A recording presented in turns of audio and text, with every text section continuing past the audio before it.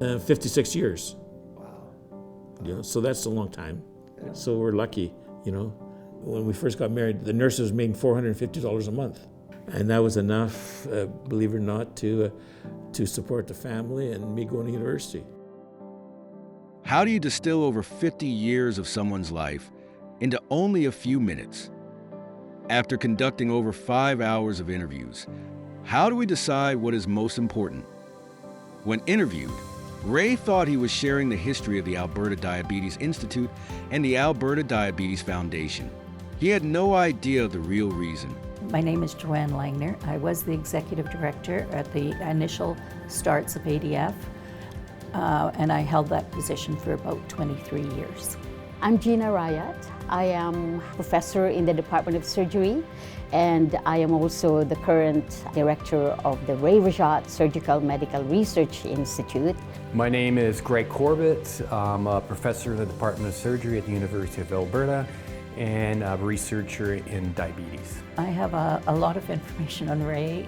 He, as I mentioned, was my mentor. He was my inspiration. He was my everything, as he was to all of our directors. None of us would have stayed the length of time we did stay had it not been for him.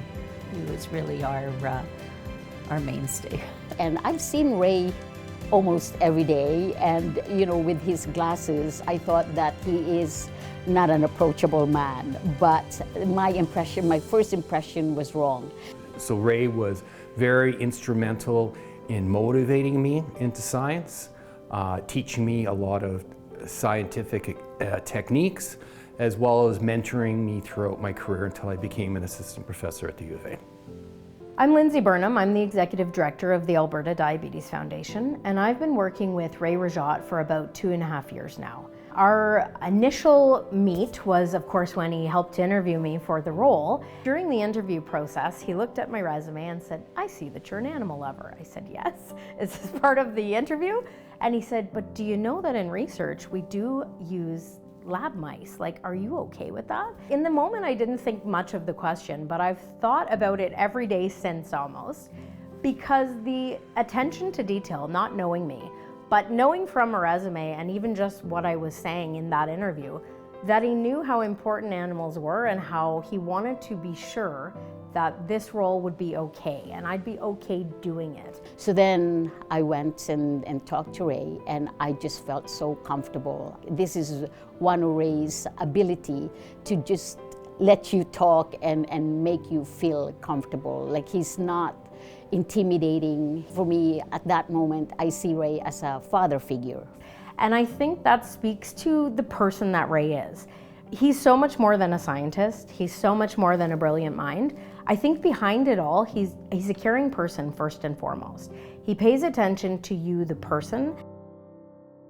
Well, my first career was an X-ray technician at the Edmonton General Hospital. When NAIT celebrated their 50th anniversary, him and I were selected as one of the top 50 graduates from NAIT. Well, this is truly a great honor, and as I indicated, NAIT has always played a vital role and a critical role in my life personally, not only personally, but also our whole program with many of my technical staff coming from NAIT. So it's been really a great honor to be celebrating like this. The success that we've been able to achieve in the Islet program, I really have to attribute it to not only my training in NAIT, but also the people. All my technical support have actually come from NAIT. Yeah. So that was a special moment right there, going to a ceremony that we were both selected as NAIT's top 50 graduates. That was very special. That was an amazing day. If you're speaking of the day that protocol was announced, that was, as I say, in 1989. We had sent out a news release, a media release, to all the media that we could actually find numbers for. I'm Bob Teskey. I am an old friend and patient related to Ray Rajat. I have been an insulin-dependent diabetic for 64 years, and Ray's work was a real game changer in my life as a diabetic. I literally would have one ear on a cell phone, one on the landline, talking to individuals, trying to get our word and message out. I have never in my life seen anything like it, and I had one reporter say to me, "This is even bigger than when Gretzky was traded." But his desire to make a better world, to make a better Edmonton, to make a better life for people living with diabetes. Well, I just really appreciate the mentoring that Ray did. It really helped me succeed as an independent researcher myself. Most people would have quit 20 times over. They would have done some amazing accomplishment and thought, there, I've done a good thing, and kind of moved on. But Ray continues to do good thing after good thing after good thing. He is someone who I know well and respect, and to whom I'm very thankful, because it's his research that has made a huge difference in my life. You know, you do so many experiments and the odd one works, and that keeps you going. 10 failures and 1 success. And if you can understand that 1 success, then you can get another success.